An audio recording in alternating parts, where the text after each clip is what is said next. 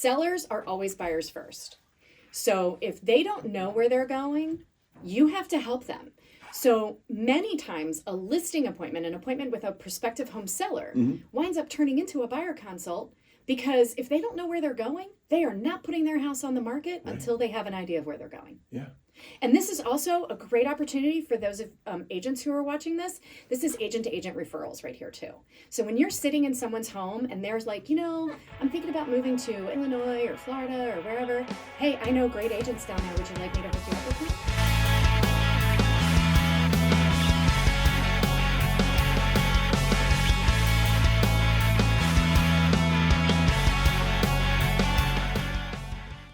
Hey, Jack Lehr down at Lehr's Lehr Podcast. So this young lady drove all the way from Baltimore. Some people call it Baltimore, but most of us from around here call it Baltimore. Baltimore, Maryland. Alyssia Essig. Welcome, Alyssia. Hey, thank you so much for having me. Yeah. I love coming up to York. York's a great town. I think you have some friends that live right down the street. I do. One really good friend, just literally like 30 seconds away. So those of you out there that didn't think that Alyssia had any friends, I know. you were wrong. I know. I am actually nice. So we invited Alyssia up here for our team meeting prior. And then, she's a Tom Ferry coach, a speaker in that world. And guess what? She delivered. She told us what the frick to do. No, but it was really great to have you. We had a great conversation. I love your team. Your team's awesome. We got to learn from each other. Absolutely. I mean, that's what this is about. It's collaboration over competition, right? I think so. And it really doesn't matter what brokerage you're with. We're in a similar profession. And Alyssia was amazed that I'm not licensed. I was. Mind blown. Yeah, it's okay, but we're in the same profession, right? That's like we're in the same industry. 100%. Let's help each other grow. Absolutely. And help these folks out here do the same. Yes, okay? Yes. So a little bit about yourself. Let's just share. Sure. I actually dropped out of college, came home, went back to Baltimore, and I do call it Baltimore, which people from Baltimore say to me, "Are you from here?" And I'm like, "Yes, but you don't sound like you're from here." I know. I don't want to sound like I'm from here. So I came back to Baltimore, found a job, started helping people leasing, doing apartments. Okay. And then I was like, I like this career of helping people find a home. So I got my real estate license in 1998, and I kind of never looked back. And I've worn so many hats, whether it's been management, solo agent. I've been board president of the Greater Baltimore Board of Realtors. And then in my leadership journey, landed a role as a coach with the #1 coaching company in the country of Tom Ferry. So I did that in 2015. 2016, I went back and I said, you know what? I don't really like selling homes by myself.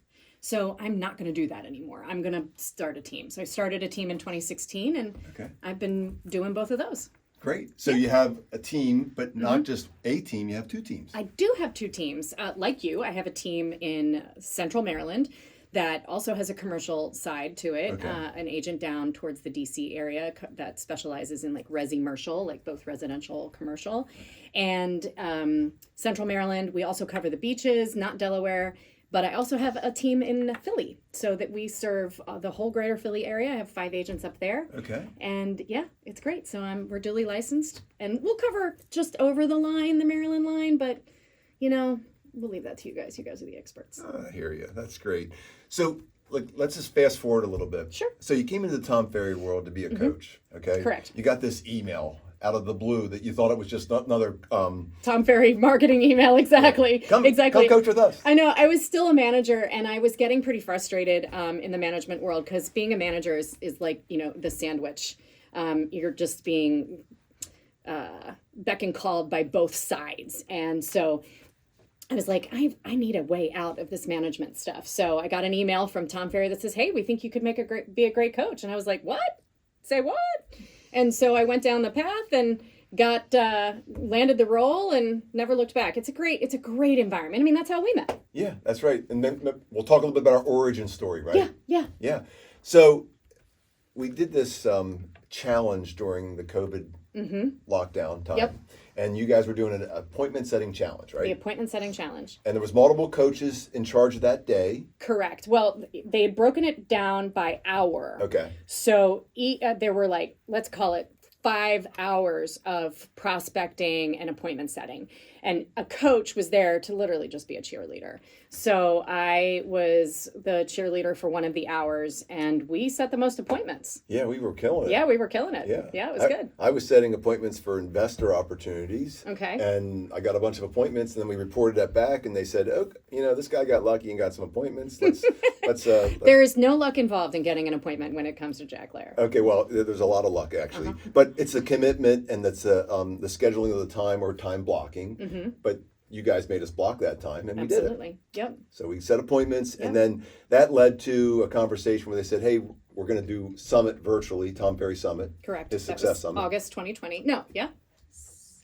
Was it September? It was Okay. like September 1st. Okay, Yeah. wow. September 2020. And so then all the winners of the appointment setting challenge were on a panel that then I ran that panel. Yeah, Right. that was a lot of fun. So It we got was. to do that, and like that's how I got to know you a little bit. Yeah. So I got introduced to you, and I was like, "Alyssia," and she's like, "No, your parents spelled it some way different, right?" Yeah, they did. Okay, good deal. It's Alyssia. It's Alyssia. Yes, very good. So we're just going to fast forward past that. Yeah. But anyway, we got to know each other. Everybody says it wrong, spells it wrong. It's fine. I'm not worried about it. It's okay. It's Alyssia Essig. Yeah, that's Alyssia Essig. Alyssia Essig. Don't worry about the spelling. It's Yep. Alyssia. That's it. So Alyssia runs this this part of the summit, and you did a couple of different breakout sessions, right? I did. Yeah, but I was fortunate to be on the call one. Correct. Yeah, so we had this good time Winners. together. Winner. Winner, chicken dinner. There you go. Not That's third me. place. That's all right. We don't need to remember. But it was beautiful, just like going over like some things that we're doing to be successful, so we could share it. So that's was that the first time that you were up in the main stage in the summit world? Yes. Okay. I think that was. And since then, I've been doing breakouts at Elite 2 years in a row. Yeah. I've been doing lots and lots of webinars. If you are in the Tom Ferry world, I have a few webinars, and Tom loves to say that one of our podcast conversations is his most watched podcast. Every time he talks, he's like, "Oh, it's Alyssia. It's the most watched podcast." Well, he's really referring about the one that Sarah and I did. Okay. I'm just kidding. It's really Alyssia. But yeah, so it was about buyers, and I think we're gonna Yeah. get into that too. So I believe that buyers control the market. I think it's and maybe not everybody has the same philosophy. Agreed. Okay. That's why my philosophy is different. Yeah. So you're well known for doing that buyer consultation meeting. Correct. Or it's just more than just showing up and going, "Hey, let's go see a house." Exactly. Yeah. Exactly. And like we'll fast forward and we'll come back to that, but like slow down to speed up. This is your way of doing that. Exactly. So that you can get more details and find out exactly what they're looking for. 100%. Let's do that now. Yeah. Okay. Okay, good. Let's What do does a buyer consult look like in Alicia's world? In Alicia's world, the buyer consult is about 90 minutes long. And depending on, and you know, if you're out there watching or listening and you're like, 90 minutes? That's insane. Yes, I can appreciate that because you're just not used to the model. But what we do is how to best serve the clients. The buyer consult has 3 components. Each component is roughly 30 minutes long. The first component is discussing what is important legally. Agency. Okay. In each state, real estate agents represent different parties to the transaction, and it's super important that the client understand what role you play. Right. You're not going to sue somebody and have a lawyer arguing both sides of the case. That's called dual agency, and it doesn't work that way. Now, interestingly enough, in Pennsylvania, you can do that here. Right. That's the difference. Is because every state's different. Every state is different. So it's really important to understand your agency laws. But oftentimes, the agency actually relates to how we're paid. Yes. So many times, or traditionally, and I literally go into the history, and I'll tell you now. Do you want to hear the whole history? So Let's do it. pre-90s, sellers were the only ones that were engaged in a contractual agency relationship. Buyers were not legally represented. They didn't even have the opportunity. Okay. So it was the lawmakers that said, hey, buyers really need to be represented.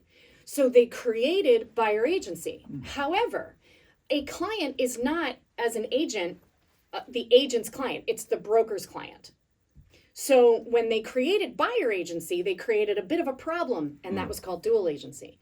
So in the state of Maryland, where I'm from, you cannot represent both sides in the transaction. You have to pick a lane. As an agent. As an agent. But somebody in your same team or brokerage the could broker can. Okay. So if I'm with ABC Brokerage and one agent is a listing agent and the other agent is a buyer agent, that is technically dual agency in the state of Maryland. Okay. However, if I am standing at an open house and a buyer walks in, and I have done my due diligence, and the buyer is unaccompanied, is not in a contractual agreement with an agent, but raises their hand and says, I want to buy this house. Right. My due diligence is to explain to that agent that I represent the seller and I only represent the seller, and that the buyer will not have representation, which means as the listing agent or as the seller's rep, Yes. even a sub-agent of the seller, Okay. I cannot advise you on what to offer, inspections, your timeline, your money. I can't advise you anything. I can be an order taker and I can fill out the paperwork, and that's all I can do. Now, in Pennsylvania, you can do that. Okay. To my own, You can. yeah. So like in Maryland, let's just say that scenario takes place. So you're there at an open house and they go, you know what, I want to buy this house. Correct. Could you technically write the contract for I them? can write the contract, but You're not getting paid on that side. No, I get paid. Oh. I get paid, but I have to explain to that consumer that they are not represented. They are an unrepresented buyer. Gotcha. So let's say I'm holding the open house for another agent in the brokerage. Yeah, right. And so no, the seller is not my client. Then you Technically, can. no. I'm still, if that consumer doesn't want to sign a buyer agency agreement with me, Yeah. I still then technically represent the seller. Even if it's not your listing. Correct. Okay. Maryland, you have to hire the agent as your buyer rep. Okay. In order to be represented, in order to be able to give advice, direction, ministerial acts, any of those things that are actually embedded into the contract. Also in there, as part of the buyer consultation, to get back to that, is that conversation of how we as real estate agents get paid. So back in the 90s, because buyers weren't represented, sellers pre-agreed to pay both their agent and whatever agent brought the buyer. Okay. That was quote unquote standard practice. However, as buyers then became represented and we enter into a legal agreement to represent said buyers, that legal agreement, any kind of contract, basic contract law says that you have to have a termination date and compensation. That's what makes a contract. It's a termination date and compensation. So the buyer agreements have to have compensation in them. So we write in what our fee is. So part of that buyer consultation is to tell every buyer, hey, this is my fee. This is my fee for my expertise working with you, showing you properties, helping you create the offer, writing the documents, attending the home inspections, doing all of the things that we do as buyer agents. That fee is stated up front. This is also the opportunity, and it's not the best word, and I need to find a new word, but this is the opportunity for the agent to establish and set expectations and quote unquote control the client. So many times agents get frustrated with buyers because the buyer walks into a new construction and then suddenly they've shown them 100 houses and they're like, oh, I went to this new construction community and I put down a deposit. Now, they didn't tell you. Nothing. All that time and effort has just gone out the window. So when you're sitting with somebody in a very controlled setting and you say, look, don't walk into a new construction community without me or else you lose me. You lose me. And if you've established yourself as the local expert and trusted advisor, they're not going to want to lose you. So we call that an upfront contract. Exactly.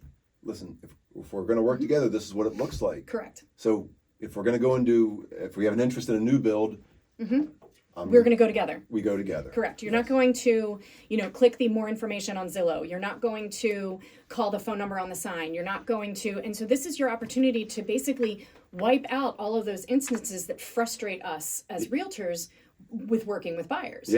So that's established. And then anything locally jurisdictionally. Drive the transaction. I love it when Sarah in our studio audience. Instead of control, you're driving your process. That's exactly right. Yeah. You're managing it. You're the pilot. Yeah. And you're driving the transaction home exactly. to help them successfully Correct. And then keep you engaged. Yeah. You want the client, you don't want the client going off the rails. So So that's the first 30 minutes. And then do anything that's jurisdictional. If you're in Florida, talk about hurricanes and what does that mean? Because I don't know what that means. I don't know what a hurricane-built house or window shutters or any of that stuff is. If you're in California, you're going to talk about earthquakes. If you're in the tornado belt, you're going to talk about tornadoes. If you're in Michigan, you're going to talk about the snow, right? Like, make sure that you are talking to them about what is important about buying real estate in their market. Yeah, and I think the one thing is this is like a complete webinar in a loom within Tom Ferry. It is. It's also something you teach that you're going to start teaching in over a day or two period of time. Potentially. Yeah. Yeah, exactly. Workshop it. Workshops. Yep. Yeah, you do workshops. Exactly. Buyer workshops. Yeah. Yeah. So the second section to this 90-minute consultation is a discovery section where we talk all about what they're looking for, what neighborhoods, what kind of house style, and that is in conjunction with the financing. And this is where the agent has to be comfortable asking uncomfortable questions. So you're going to say, how much cash do you have? What's your credit look like? What do you want your payment to be?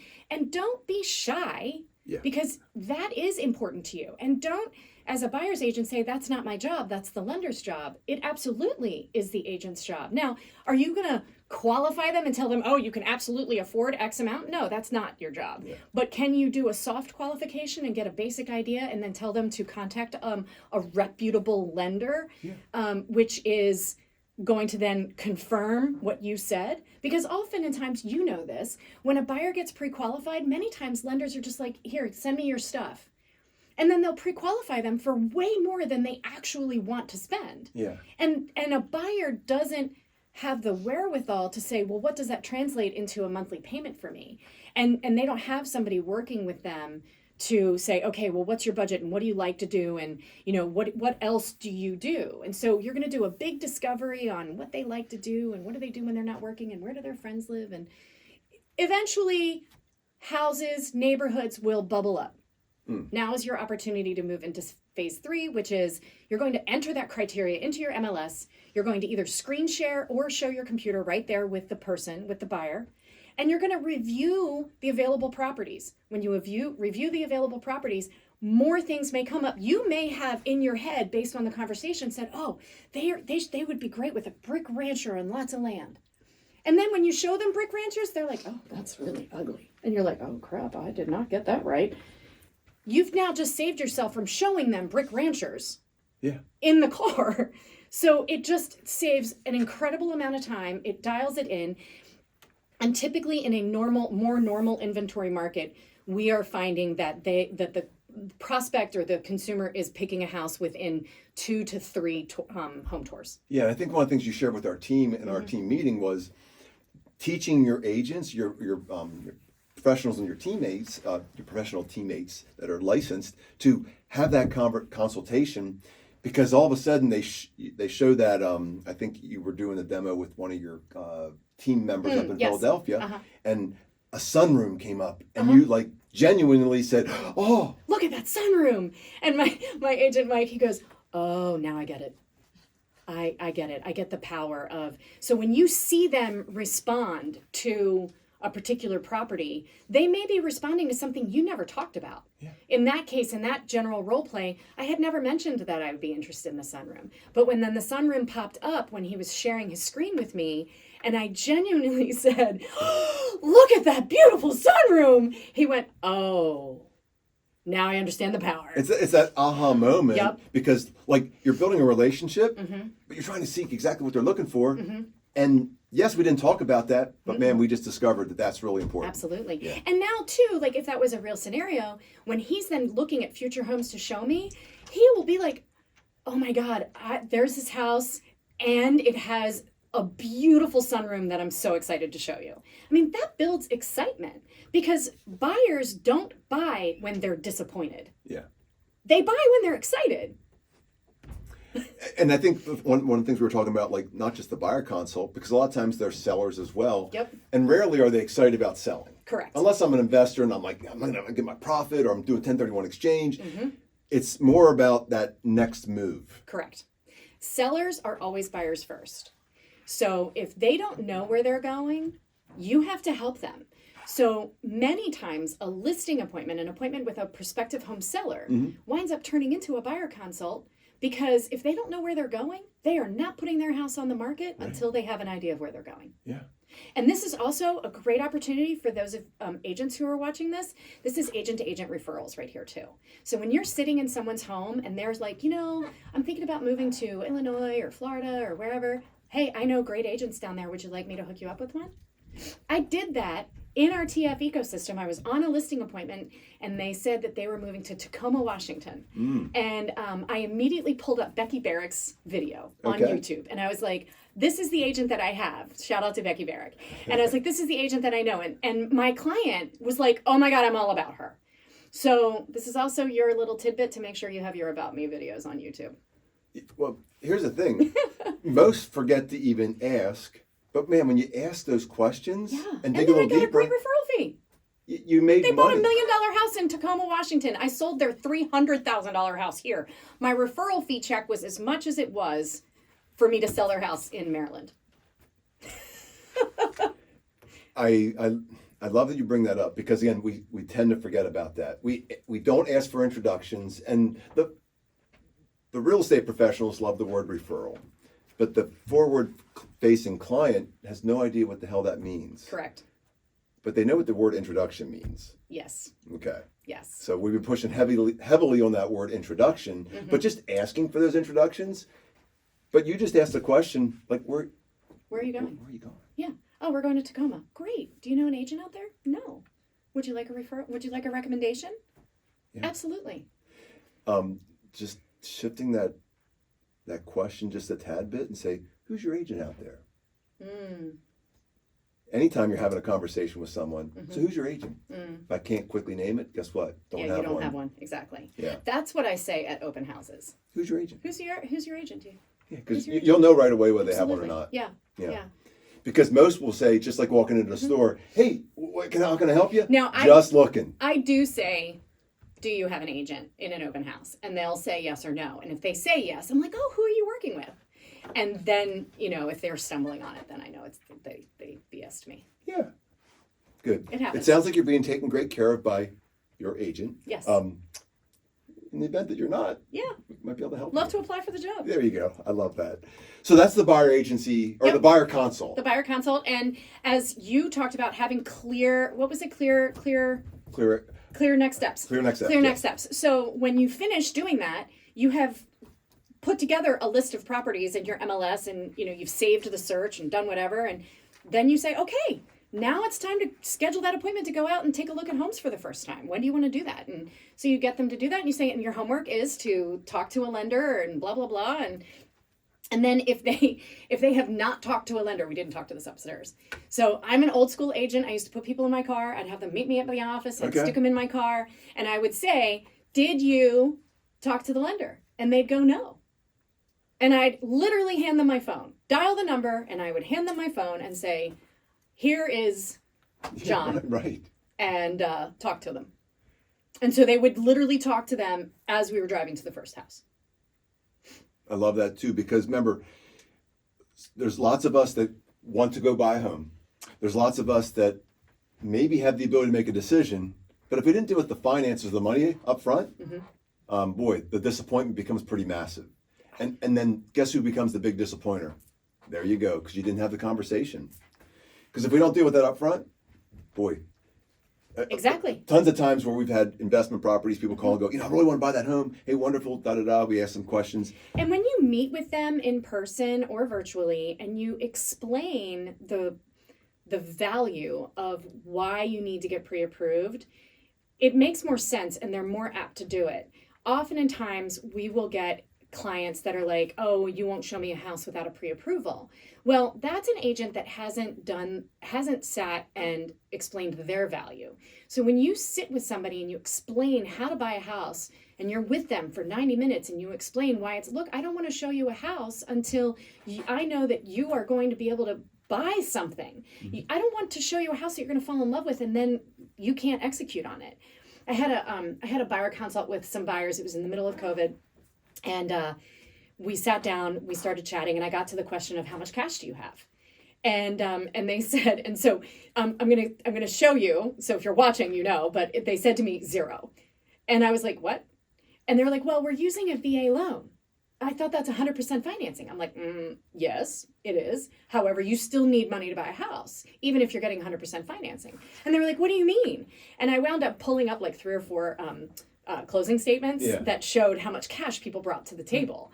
And they were like, oh, and I just said, look, we're not going to look at any houses until you have at least $5,000 in the bank. Right. She respected that. She was hardcore ballsy, just like me. And, you can go right or wrong with strong people. Yeah. And I just said, look, I don't want you to be disappointed. I don't want to show you something right now that's not available, that you don't have the cash or the wherewithal to be able to do it. So you call me when you have that $5,000 and we're going to do it. 6 weeks later, she was like, we've got the $5,000, let's go. So strong upfront contract. Correct. I like to use the word, I'm just not in the business of disappointing. That's a great phrase. My business. I like that. Yeah. Because here's the thing. When they get excited about that home and they want to buy that home and they didn't deal with the money up front, it's this one. Yep.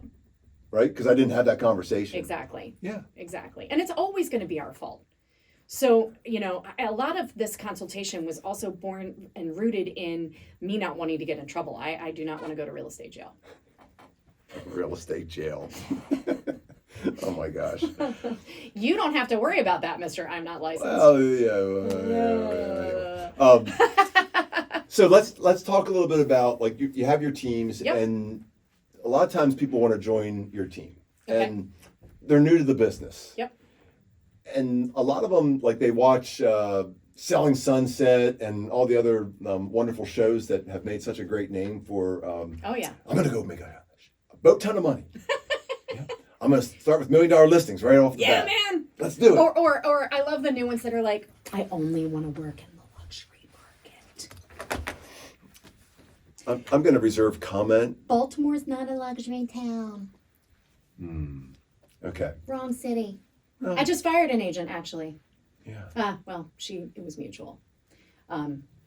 She left too, but I was going to fire her. And she was just like, I don't want to sell these little $300,000 houses. Right. I'm like, well, then you're in the wrong fucking city. Sorry. I love this because so somebody gets into the industry and there's a time frame to typically become successful. And again, we've had people on our team, first month, 5 deals under contract. Great. We're like, beautiful. Beautiful. Because there's a lot of, there's an occasional, I'll use the word lottery winner. Correct. Or the blind squirrel findeth the nut. And sometimes we just get lucky and it just happens. Correct. Yes. What are you experiencing? I think you could like have a 4-year plan when people sit down with you. Exactly. So I'm pretty heavily involved at the Association of Realtors. I was the Baltimore board president and other things. So the NAR, the National Association of Realtors, actually defines a rookie as someone who's been in the business for four or less years. And, that makes a lot of sense because, and I explain a lot of buyers, or I'm sorry, not agents, not buyers, a lot of agents. I explain this to a lot of agents. And when I explain the sort of roadmap of the evolution of your business as a realtor, this makes a lot of sense. So the first year, and a lot of people think because they've watched Selling Sunset or HGTV or that it's easy, they've bought a house and they're like, well, I sent the property to my agent. They didn't do anything, or my agent just put it in the MLS and they didn't do anything. We as realtors do a really bad job at telling what we do.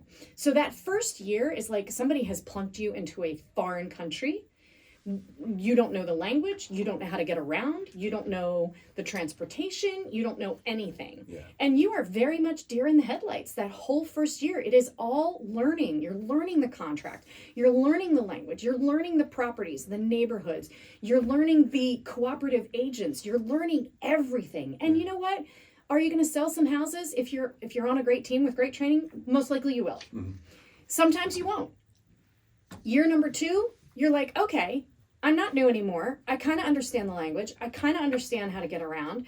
And so you start getting a little cocky and you'll sell a few more houses. I like to call it the sophomore year in high school. Yes. It's perfect. That is perfect. We know those. Yes. I have one. I own one. You own one. I was one. I had 4 I had 3 that were so far. So then you get a little cocky and you're like, all right, I know what I'm doing here. And then many times you're going to find yourself making a mistake. You might have dropped the ball. There's something that kind of rattles you a little bit. And it'll knock you off your pedestal, and you'll get a little bit, okay, all right. And so at the beginning of year 3, now you're starting to put it all together, and you're like, okay, I can put my prospecting together. I've got some systems. I've got this, I've got that. And so year 3, now you're starting to roll. By the time year 4 rolls around, guess what's going to happen? You're actually going to get repeat and referral business, but it takes that long to actually tap into that repeat and referral business. And the thing is, the consumers know the high dropout rate of realtors. So your friends, family, sphere of influence, they're watching you. So yes, you do have to market to them, and no, they're not going to use you for the first 2 years because they're just sitting back watching. They are sitting back watching. So it is important for you to market to your sphere of influence in your database. It's important for you to market to your past clients, but you won't see any of that repeat and referral business until year 3 or year 4. Do agents take that with a grain of salt? Do they sit there and No, go, they don't like it. Yeah, okay. Yeah. I mean, None, nobody in my world would want to hear that. Yeah. Yeah, but it's having the real conversations. correct. And that is very typical because by what Tom says, by year 5, 87% are out. Yep. I think it might be higher than that now, just based on what happened the last couple of years. Correct. Yeah. Well, the agents that got into the business in the last few years, it's akin to 2003, 4, 5, and 6. Boy.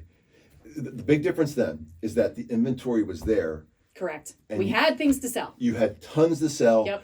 And if you weren't writing a because that contract, was- you weren't alive. That was coming out of the 90s, where we had an absolute recession and we had an excess of inventory. And so 3, 4, 5, 6, 7, we sold a crap ton of real estate. And then in 08, again, the inventory went back up again. And we've been absorbing the inventory. I ran the numbers. We haven't even talked about this. So in our MLS, do you use smart charts? I don't know if we do that. Okay. Smart charts, it's baked into Bright MLS. Okay. It's called Smart So Charts. we're in Bright. It's in Charts. Bright. Smart Charts you do have to pay extra for. Okay. But Smart Charts is on the 10th of every month, they actually scrub all of the data and they give you tons of numbers. Okay. And so I actually I did a further scrubbing of the data, and I went back to 2016. For just the months of January and February in the greater Baltimore area, just the months of January or February, we have sold on average 1,500 more homes than we've brought to market since 2016. It's a little disturbing. That's just those 2 months. If I calculated the entire year for we've been chewing away at the inventory long before COVID. Right. A lot of people think that the inventory problem is a COVID problem, Right. but it's not. We hit the bottom of the market somewhere in 2011-ish, and we have been chewing away at that inventory since then. And that's because new homes weren't being built. Weren't being built. That's the big reason for this to happen. Yes, but real estate is also very generational.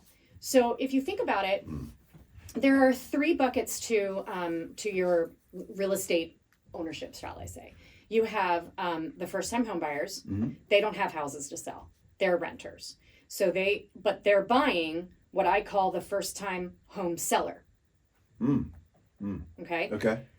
But in order for the first-time home seller to sell, they're typically moving up. They're moving up to the next level, which is the kind of, in my opinion, the last stop, right? So they're buying their what we like to call their forever home, right? So they're buying their forever home, right? But that forever home are now currently dominated by the boomer generation. Gotcha. And the boomer generation, and look, if you are a boomer or like you're in that age group, many boomers are like, I am, spread my ashes in the backyard. Like I literally have a response from from our Google PPC. Yeah. Spread my ashes in the backyard. I'm never leaving. People they don't want to move. The longevity, they want to age in place. They want to stay in their homes. So they're not selling and downsizing. So that's a big part of it as well. So that is an absolute cog in the wheel of, because it's a domino. Yeah. It's generationally a domino because they need to sell to allow the move-up buyer to then buy their property. And then they will then either they snowbird or they buy a condo or they whatever, right? but they're not letting go of their house. So that is a huge inventory problem, and that's what we're seeing. Okay. So that move up buyer doesn't have anything to buy. Many of them are buying new construction. Okay. If they can, if it exists. But otherwise, you also have that generation, and I'm just going to apologize. A lot of boomers are not interested in doing what it takes to actually properly market their property. Gotcha. They're not making the suggested changes. They're like, well, when we bought our house, this is what we did. We made it our own. Doesn't, why won't the buyers of today do that? Well, because HGTV. They have a disease called HGTV-itis. Do you think that it could be a real estate professional's problem as well, by not having the conversations to help folks move and make that next transition? Because maybe if they understood it a little bit better, they might be able to make that move? Well, to your phrase, slow down to speed up, yeah. More real estate professionals need to be having more conversations, but we have to be patient. Okay. We have to be educational. We have to be the trusted advisor. Yeah. A lot of, again, that forever home seller, you've got the first time home seller, then you have the seller that's going to sell their forever home, the one they've been in for 20, 30 years. Yeah. They need a lot of education because, how do you market a property? It's price, condition, and location. Yeah. Price is part of the marketing package. No, if your property has not been updated in the last 20 years, then no, you can't ask the current market value. You're going to get shunned. It's just that move-up buyer is getting hit from their first-time home buyers. They don't want to get hit again on the purchase of their move-up. But there's a ton of misinformation in the media. And I think that's a huge part of it as well. But I think the responsibility needs to come on the real estate professionals' part, where they need to step up and properly educate so that we can potentially build that inventory. Yes. We're afraid to have these conversations. Correct. Yeah. Correct. But then they also need a place to go. They do. And again, many times they're downsizing, so they're either buying the same inventory that the first-time home buyers are buying. We're noticing that too. And they're competing. So if they have decided to move and they're selling their 20, 30-year home, they have a lot of equity. Equity equals cash. So they are now cash buyers. And now they are competing with the first-time home buyers who are usually mortgaging everything. So who's going to lose in that battle? The first-time home buyers. It's a vicious circle. We should just give up and forget about real estate. Let's go home. Yeah, we're done. No, I'm just kidding. But no, it's all generational. It's all a domino. Everything's linked together. With the exception of the new construction. So yes, please build more houses. Yeah, so that's happening. So let's talk about some things that can help clients or help realtors out there that that want to grow their business. And you're pretty in tune with ChatGPT. ChatGPT is... What is this? So, I mean, oh, come on. Well, I'd like... You don't live on a rock, right? It was one of the fastest user websites. Didn't they say that like a month ago? Yeah, the growth. Yeah, the growth was just ridiculous. So ChatGPT, it's a little bit awesome and a little bit scary. Yeah. If you've seen Will Smith in iRobot, that's why you're a little scared. Artificial intelligence. Right. Yep. So I mean, you can literally ask it to do many, many things. Explain this, explain that. I've actually started thanking it at the end, and it's like, you're welcome. Just let me know if you need anything else. Like, it's crazy. I have had it write some content for some classes that I'm building. Just not that I don't know the content, but instead of me having to give birth to it, I know, right? Instead of me having to give birth to it, yeah. So I wrote a really crappy version of my bio, or I lifted it off of LinkedIn, and I said, hey, ChatGPT, can you rewrite this to make this sound a lot better? And I think it sounds really great. Done. Yeah. And so I sent it to you for my bio. It's a very cool tool to use when you want to save time, want to really sound polished. I think that written communication skills are super important for anyone and everyone, but even more so and especially for realtors. Yeah. For realtors, I've also used it to spit out some scripts for some videos. I have said, hey, write me a script for a YouTube video or a Instagram Reels. I've used it to write my Instagram captions. So I'm planning a post. I use a post planner kind of thing. Yeah. And so it's a post about I don't know, Women's History Month or something. And then I'm like, write me a post that goes along, write me a caption that goes along. Oh, and you just, you have to ask a specific question. So I'm like, and give me hashtags too. So I'm like, write me a caption using hashtag or with hashtags that, talks about St. Patrick's Day or, so yeah, I've used it a lot. And again, it's not that I can't do these things, but instead of my ADD brain fighting to stay focused, I'm just like, can you do this, please? And it's, it's like my little mini assistant. I love it so much, I even bought the upgraded version. It's shrinking time, too. Absolutely. Yeah. So I think I had heard if, we're all into the Phil M. Jones, exactly what to say. You can say, please write this using Phil M. Jones, exactly what to say wording. And it does it like that, too. It will. In fact, the bio that I sent you, the first version was a little bit lengthy and kind of boring. And I was like, can you make this a little more lighthearted? And they did. Wow. What else are you using in your business for ChatGPT? For ChatGPT, right now, I'm building out a 5-week boot camp. And so I've had... I know the benefits of understanding and how to use the MLS, but I just said, please write me, and understand, why is it important for agents to know fully how to use their MLS? Why is it, I just have it write these things for me so that I'm not feeling like I'm back in sophomore year English and having to squeeze blood from a stone. I can do it, but it's not the best use of my time. And that's what you just said. It's a squeezing time. So you ask it a question, it spits out the answer, and it's really quite fabulous. So you alluded to a 5-week boot camp. Correct. That's another way that you're bringing people agents onto your team to success. Correct. What does that look like? Oh, it's intense, but it mirrors. So it's a 4-week boot camp with a 5th week bridge.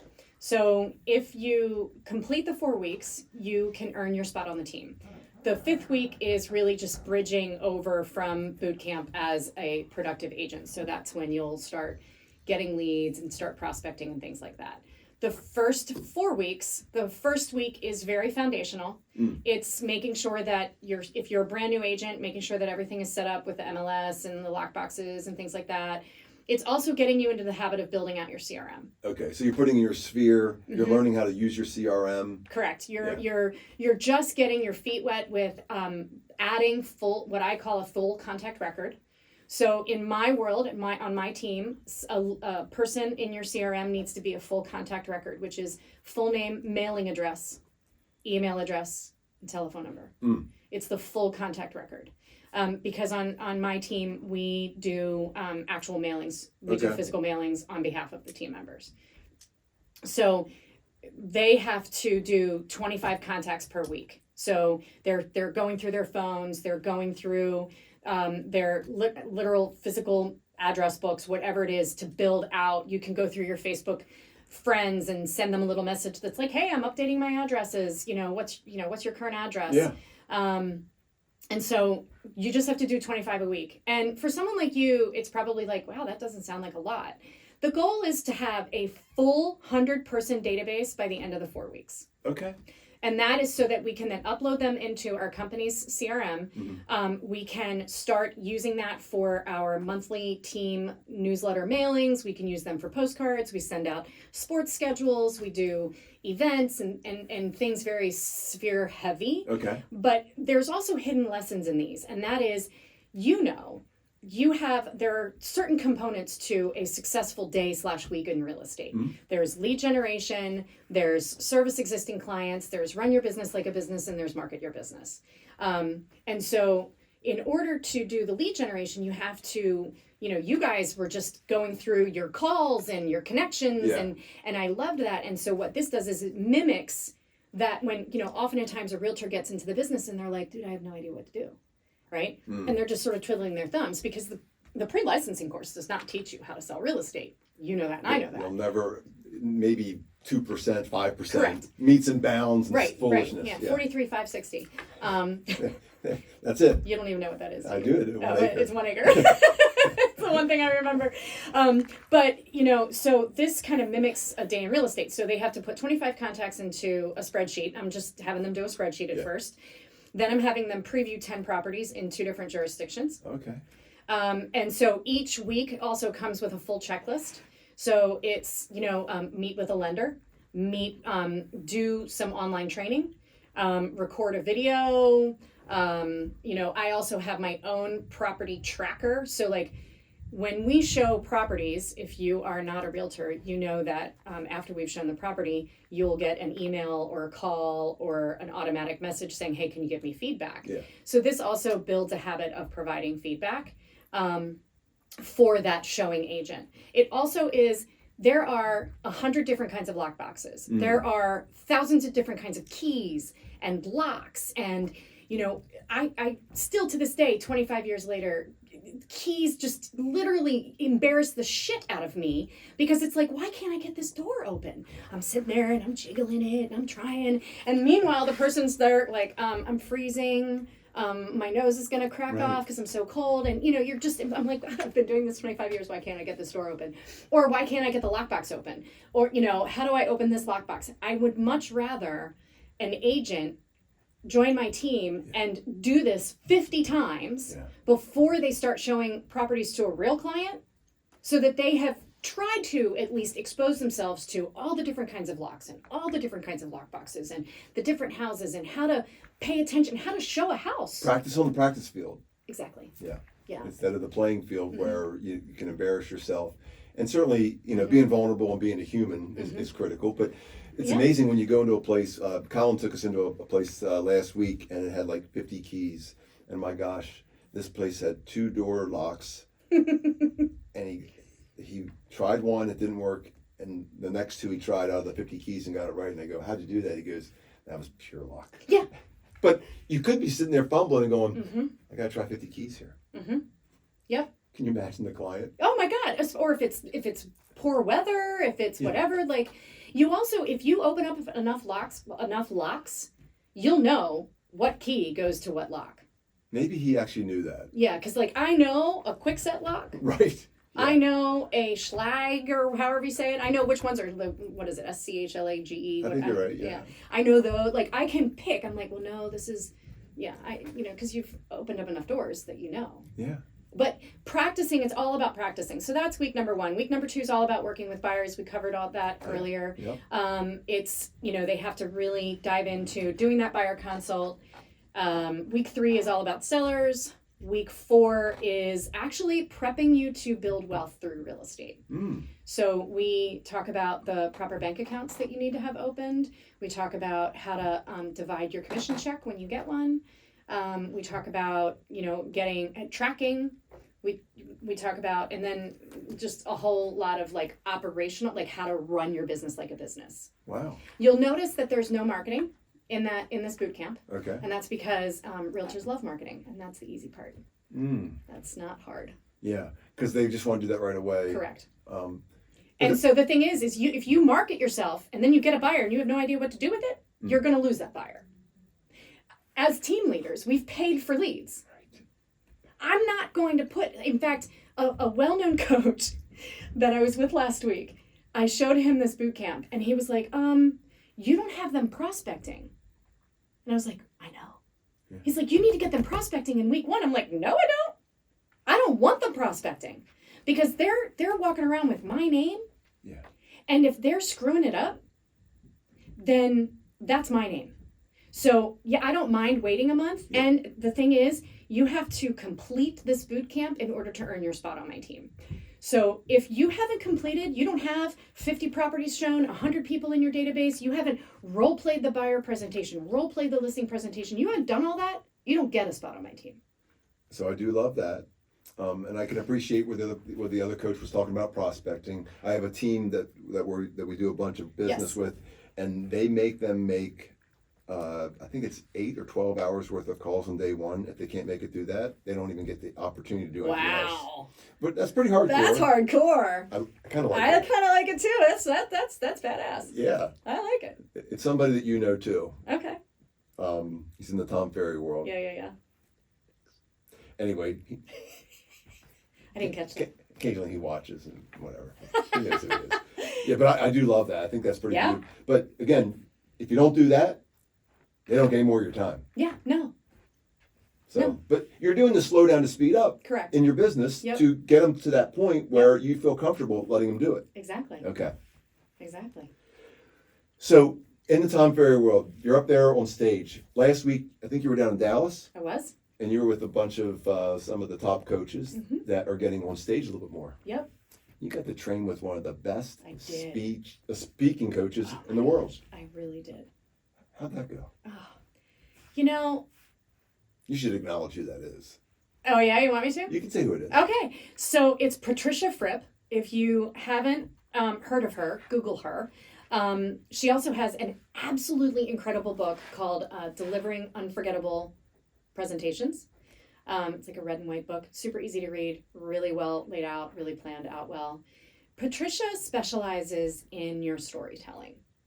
And it's just phenomenal because, you know, we grow up reading stories, watching TV, you know, TikTok, Instagram, social media, that's all stories. Yeah. So how, you know, if you wonder why some of the social media people really succeed versus others, watch your own scrolling, right? When you have that, half of a second for someone to start and you're like, I'm bored, right? What makes you stop and watch versus scroll? The hook. It's the hook. It's the hook, it's the intro, it's your energy, it's all the things. And so it's funny because I actually just broke a rule. There's no things, it's not a lot, it's not a bunch, it's not tons. Specificity builds credibility. Specificity builds credibility. That's a tongue twister. It is. It is. No. But that's what she says. And it's true. You don't want to talk about these ambiguous concepts. Talk to everybody, you talk to nobody. That. That's it. Yep. Yeah.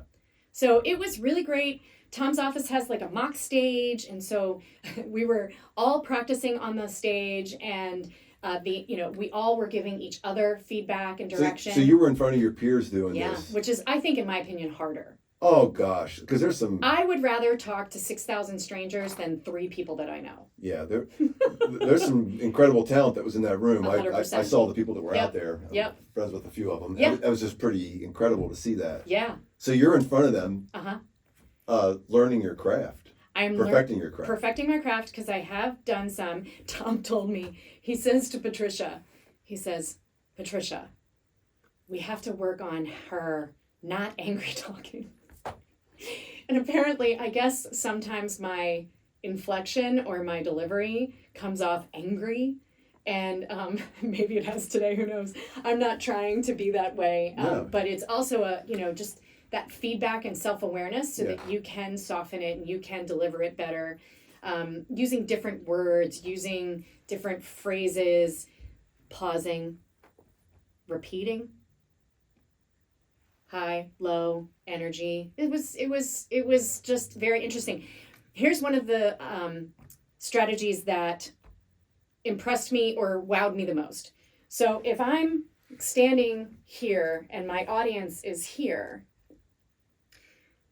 my right hand is the audience's past. My left hand is the audience's future. Because it's just So the opposite. when you're Yeah, using yeah, your yeah. hands, Mm. if you're speaking about the past, you're speaking about the past. If you're speaking about the future, you're going to walk, because that's how we read. We read left to right. Your chart goes this way. Correct. Yeah. So it's just such a small, subtle tweak. Yeah. She also talked about planting your feet. Don't walk around a lot. Plant your feet, square your shoulders, stay put. Wow. It was just simple things, but these are, when you're a conversational speaker, you behave very differently. Mm. But when you're speaking in front of an audience, and also how to add in detail without drowning in the details. Okay, that's a big thing. A lot of, and I've been fortunate to speak a number of occasions, and sometimes I get caught up a little bit in detail, and I see a couple nodding off. Like, right. No matter how interesting it might be, Correct.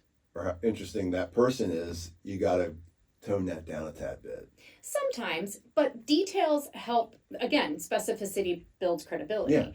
So, everybody in that room last week had a specific lane that they were talking about. Yeah. And mine was this buyer consult and how to deliver and deliver an impactful story of how and why I came up with the buyer consult so that the audience can then lean in and want to learn the content. For example, again, she tweaked some of the things, and these are things I've been saying for years, right? Like, when I meet somebody in an open house and they say, we just talked about this. We talked about, do you have an agent? Yes, no. Great. This, I would say, let me tell you how I work. And Patricia Pripp's like, I would tell you to fuck off. And I was like, oh, I've been saying this for 25 years. She said, just reframe it to, this is how we best serve our clients. There you go. That's it. And so it's these small little changes, these small tweaks that just make a humongous impact. And, when you do that, and she's this tiny little British lady, and she's adorable, and, she delivers the feedback in a really lovely, firm way, that when you're a strong person, have you met her yet? I have not. Oh, she's so good. But read the book, too. I'm definitely going to do this. It's so good. Yeah. It's really, really good. But, yeah, it's just these tweaks, pausing. It was just really good. I liked it a lot. This is great. I'm excited to see you next on stage sometime soon, right? Well, I am excited because I'm going back to Dallas next week. Okay. I have been invited to participate in a conversation about summit content.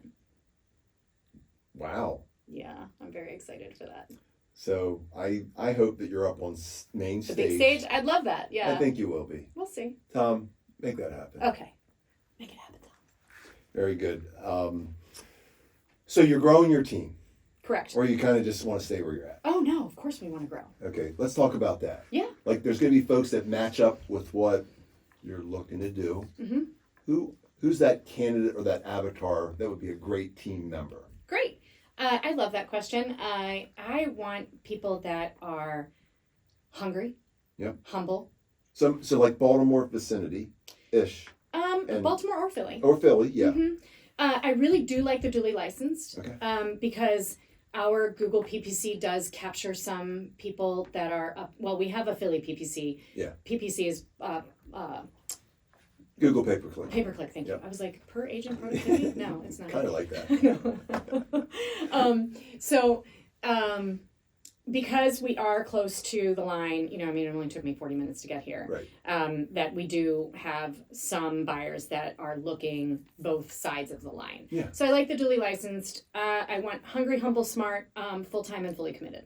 That's the high level avatar. Yep. The next level avatar is, somebody who's willing to get their ass kicked in the arena, and stand back up and say, okay, how do we not do that again?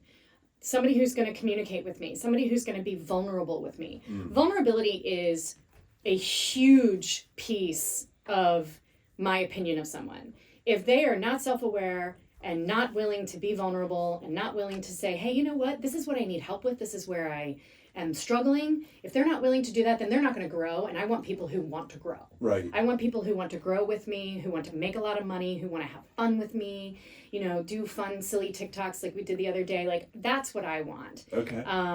I don't need, now, again, the difference between our teams and our leadership styles, I would not turn somebody down that's going to sell 80 houses, but I would really just be happy if someone sold 20, 30 houses a year. You need a lot of those. That's all I need. Those are the beautiful. Exactly. Yeah. That's all I need. That's all I want. And, again, the heavy hitters, great, but they are less. What I want are people who want to work. Yeah. One of my mottos is, I am not going to beg you to work. Yeah. I'm just not. I will beg you. I will teach you. I will give you the roadmap. I will give you the formula. I will give you everything. I give you one-on-one coaching. I give you all the things. But if you're not going to just get up and go to work, then we're going to be done. And I think that's one of the things I just want to share with you. Like, you're a Tom Ferry coach. You get paid a lot of money. People pay a lot of money to go in the Tom Ferry world and get coached, right? Correct. So you're coaching your teammates in the same type of fashion. Yeah, exactly. Without them having to make that investment. Exactly. Huge. You're Yeah, doing I that mean it's a $12,000 investment minimally. that I get paid for by Tom Ferry. Yeah. To do to the Tom Ferry clients that I'm doing for as a benefit to be on my team. Yeah. And that's minimal, depending on what level you're at. So Correct. you can certainly, you get that from your team and you as the leader, right? Yep. And they're getting leads, they're getting this guidance, they're getting somebody that's been in the industry for a long time that is really wanted to help them achieve it at a very high level. Help them grow their business while they're helping you grow your business. I want everybody on my team to grow their business and themselves as humans. You know, I've spent the last 18 months working on myself, and it's ugly sometimes. It's not pretty to face, put the mirror up in your face and look at yourself and say, okay, self, what do I need to work on? What do I need to fix? How can I be the best version of myself? And often in times it requires someone who's willing to also look at that mirror with you and be like, have you ever thought about this? Have you thought about that? And so when people who aren't willing to be vulnerable and look at themselves in the mirror and say, okay, this is how I'm going to grow, then I'm not interested in working with you. Yeah, because inside here can be a very, very scary place. I mean, Tom talks about Tom says it all the time. Yep. Yeah, it can get very scary, especially when you don't have somebody to be alongside of you. Correct. Yeah. This is wonderful. So you want to grow your team? Yep. Philadelphia, Baltimore, Balmer. or Baltimore. Balmer. And But only get crab cakes in Maryland. I did see that post. Yeah. Yeah. Yeah, not even over the line. My favorite place down there, at least it used to be, is Timbuktu's. Yes, Timbuktu is excellent. So it's probably still one of the best out there. Timbuktu, L&M, and Pappas's. Yeah. Those are top tiers. Honestly, at the beach, the Crab Cake Factory is pretty good too. Okay. I mean, with a name like Crab Cake Factory, no offense to the owners of Crab Cake Factory. You But wouldn't. I'm like- Sometimes you don't expect that, It's like really? But yeah. no, they were really good. Okay. Yeah. Good deal. So hit Timbuktu. It's one of my favorites. Yep, Timbuktu, apparently it's still there, Pappas's. like near Jessup, kind of. Yep. Yeah. And Okay. L&M. Yeah. Very good. Those are my three favorite crab cake places. What's your superpower? What do you think it is? I was the one asking the question. I appreciate you bringing that up. I think your superpower is your staying power. Interesting. Okay. Yeah. I mean, I think You that's- do not give up. Yeah. You are very resilient. You are steady Eddie, but you're not just like coasting. You're like up here, steady Eddie. Like you are the man. So it's very interesting to don't- bring that up. Like, I think the thing is that a lot of people, they watch this and they see from the outside and they see on social media and they go, that dude has his shit together. Well, guess what? I have some fucked up shit in my world too. At times, like completely effed up. Just like any other human. We are all human. Yep. So I'm pretty damn broken. And in ways I'm put together, but I'm pretty damn broken too. So again, social media makes everybody look pretty fucking awesome unless you're posting really stupid shit. And I most call of it not. fake book. I love fake book. No, I don't. I like being real. I'm right there. Mic drop. No. No, a real human. I know. Yeah, we don't need to go into that. Yeah. I think it's also just being able to help and connect people. That's the big thing, is connecting people that when I hear they're having an issue, I'm like, man, you should be talking to this person because I think that person can help you in this scenario. Like just today in our meeting, like you're sharing some ideas. I'm like, shit, that's beautiful. I know. Hey, well, can we get that information? Yeah, Can we share yeah. this information? Yeah, Let's yeah. just do that. Let's Yeah. collaborate. Absolutely. We don't need to be at the same brokerage. No. That's we're in the same world. Well, I think that's part of what Tom has done. Yeah. Is really leaned into the masterminding, the collaboration, the sharing. Like, I think that's why I just absolutely love that ecosystem, is because it is not, people don't gatekeep things. Yeah. It is about sharing and we all grow together. Mostly abundance mentality. I remember something that took place and it just popped into my lid. I remember during COVID, the lockdown, and I was running a mastermind, and it was called Mindset Matters, and there was a lot of people that were truly struggling. Like, I can't even tell you the number of people that I was working with that were I mean, they want to take their lives.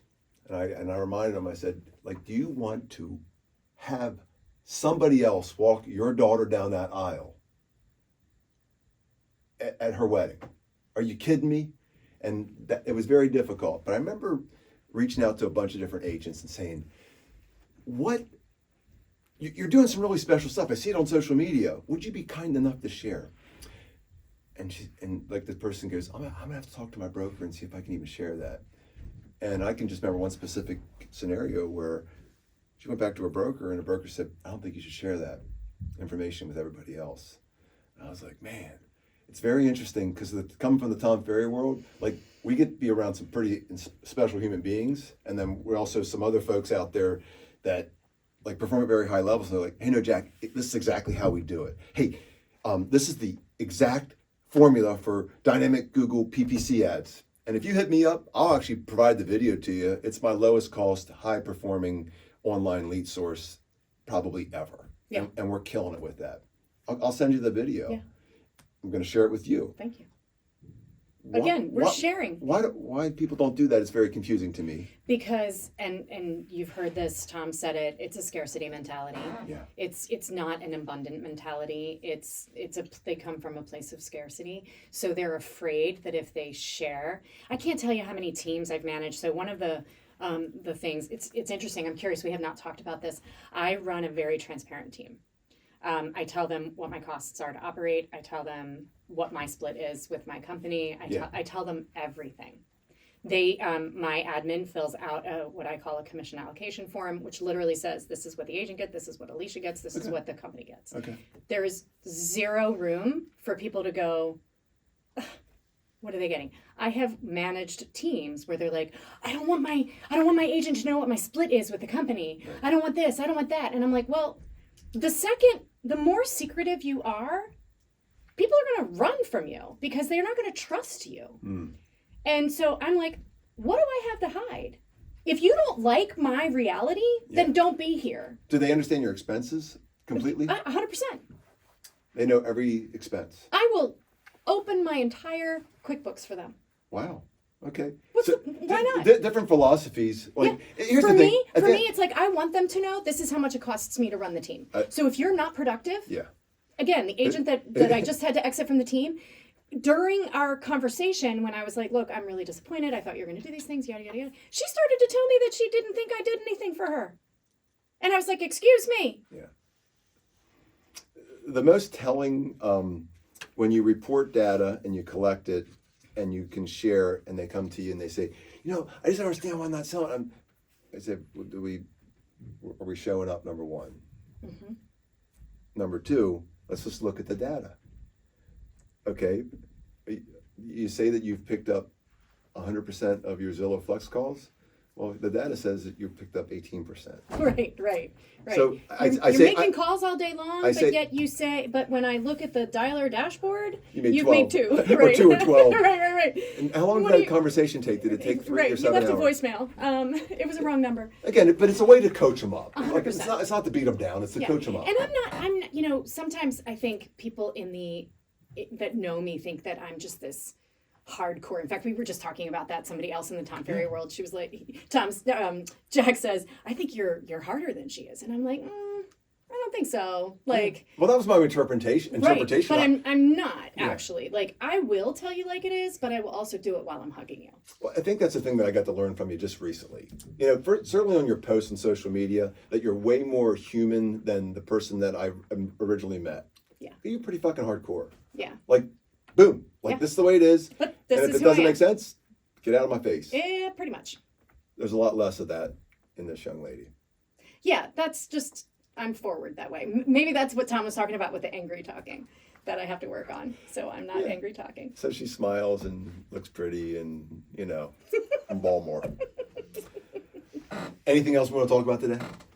So what do you think your superpower is? I think it's the connecting of people and be like, there is definitely a resilience and just knowing that, like certainly go through some shit in life and kind of just,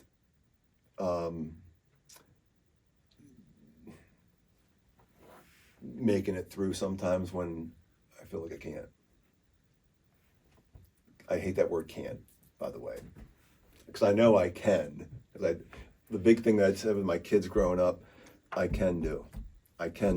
Hey, before you go to bed, Lawton, Lane, Jack, and Zach, I can do it. I love that. So that's something that My dad said there was no try. no try. You either will or you won't. That's powerful. So that's probably deep and still in you. Oh, absolutely. Yeah. My dad here, well, since we got serious, my dad was born in 1925. He's long died. Okay. You might have seen that post. He died 20 years ago, and he was born in 1925 in Germany. And if you do the math, he was 18 in the late 30s, and he was drafted into the German army. No, my father was not a Nazi. Yeah. There's a difference. There is a humongous difference. Okay. If you don't know what the difference is and you want to Just cut me down for look it, just do some research. Yep. If you did not do what the government said, you got killed. So he got drafted into the German army, and he fought in World War II. He got shot by the Russians, and he hightailed it here when he got discharged and came actually here to Harrisburg. Really? And he finished out his medical degree in Pennsylvania here, and then somehow landed down in Baltimore. If you've done any reading or any history about World War II and what it was like to grow up, in that you'll understand the definition of resilience and the definition of what it takes to, and that's why he would say to me, no, you don't try. You either do or you don't. And, God rest his soul. He taught me a lot. He was not the best husband. He wasn't a great husband to his 3 wives, my mother being one of them. But he was a good dad, and he gave me what he could. And the thing for you is you're giving your kids what you can. And as long as that is, led forward with love, that's all that matters. So her heart was just shining through here, Alyssia Essig, pretty fucking amazing human. Thanks for having me. So please follow Alyssia. We'll put her contact information. Your brokerage name is what? I am with Compass. But more importantly, your team name. The team name is the Essig Team of Compass. I have 2 Instagrams. I have a personal Instagram that is just my name, Alyssia Essig, and then I have the Essig Team of Compass. Yeah. So you can follow one or the other. They are different. I put more real estate content on the team. And then the Alyssia one is, me, my family, my dogs, and little inspirational stuff. That's awesome. So follow Alyssia Essig on the different social media platforms, maybe TikTok too. Yeah, TikTok is something different, and we don't have time to talk about that. We don't know. No. Hey, again, if this helped you, resonated with you, please like, subscribe, Absolutely. share, and make sure you hit up this young lady, go to Tom Ferry Coaching, and ask for her to be a coach, 2-year commitment minimum. She Yep. doesn't want any wimps. Nope. She wants people who are committed, ready to go. Again, thanks for listening to the Lehr. Make your day great.